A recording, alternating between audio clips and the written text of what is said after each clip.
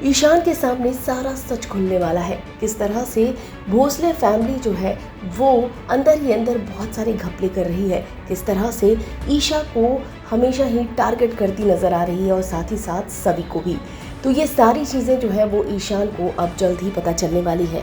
यहाँ पर आप देखने वाले हैं कि ईशान जो है वो लगातार अपनी मॉम को याद कर रहा होता है। वो याद कर रहा होता है कि कैसे जब उसका पर्स गिरा था तो उसमें उसकी और उसके मॉम की पुरानी फ़ोटो थी, यानी कि बचपन वाली फ़ोटो। ये देखकर वो बेहद इमोशनल हो जाता है। अब यहाँ पर ईशान जो है वो यही सारी चीज़ें याद कर रहा होता है और मन ही मन बहुत ज़्यादा मिस कर रहा होता है अपनी आई ईशा को। जी हाँ, मैं किसी के प्यार की कहानी काफ़ी इंटरेस्टिंग मोड़ पर आ चुकी है, जहाँ पर अब आप देखने वाले हैं कि धीरे धीरे ईशान को इस बात का एहसास होगा कि वो गलत कर रहा है। उसे इस बात का पता चलेगा कि वो अपनी आई के साथ बहुत ही अजीब तरीके से पेश आता है और वो अब आगे से ऐसा बिल्कुल भी नहीं करने वाला है। दरअसल आज के एपिसोड में आप देखने वाले हैं कि ईशान जो है वो लगातार ईशा को मिस कर रहा होता है, उसे याद कर रहा होता है। आप देख सकते हैं उसको लेकर वो कितना ज़्यादा परेशान है। यहाँ पर अंधेरे रूम में वो लगातार ईशा के बारे में सोच रहा होता है। तभी यहाँ पर अक्का साहिब आती है और आपको पता ही है कि अक्का साहिब जो है वो कितना कुछ सोच रही है। अक्का साहिब जो है वो बिल्कुल भी नहीं चाहती कि कुछ ऐसा हो और ईशान और ईशा करीब आए, यानी कि हमेशा ही वो ईशान के मन में ईशा के खिलाफ जहर भरती रहती है।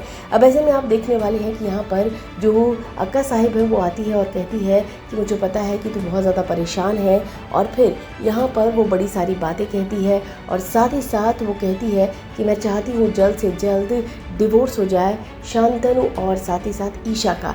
शांतनु और ईशा के डिवोर्स की बात जो है वो यहाँ पर ईशान से कहती है और जैसे ही ईशान ये बात सुनता है चेहरे पर एक अलग ही शिकन महसूस होती है उसके।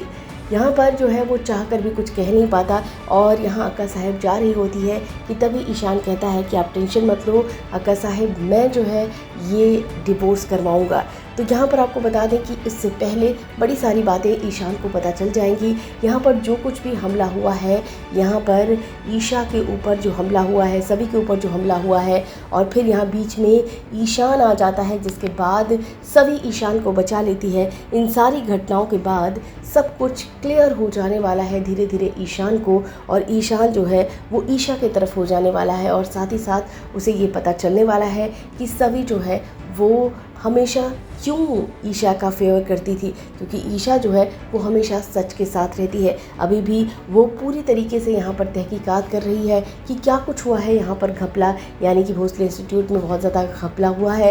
ये सब कुछ के बारे में जानकारी हासिल करने की कोशिश करती है, जिसकी वजह से अक्का साहब और साथ ही साथ राव साहब ये दोनों ही काफ़ी हैरान परेशान होते हैं और इसी वजह से यहाँ पर ईशा को रास्ते से हटाने के लिए मंदार का सहारा लेते हैं।